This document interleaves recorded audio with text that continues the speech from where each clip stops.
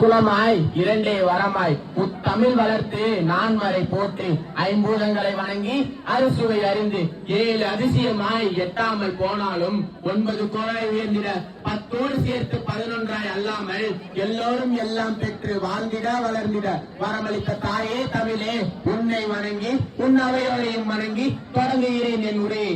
எதிர்த்து போராடிய யுத்தம் சுதந்திர சுவாசம் மொத்தம் தியாகிகள் சிந்திய ரத்தம் நினைக்க வேண்டும் நாம் நித்தம்.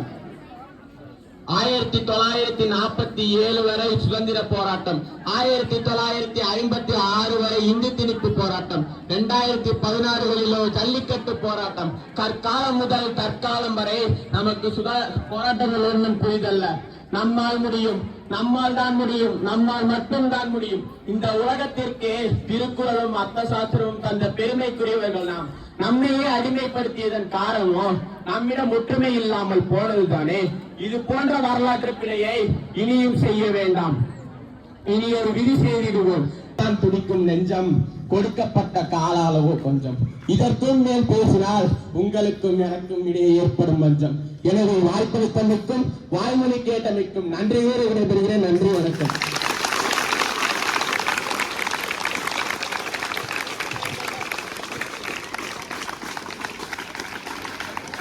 எதிரிய மாணவர்களோடு சிறப்பாக பேசிய மாணவனுக்கு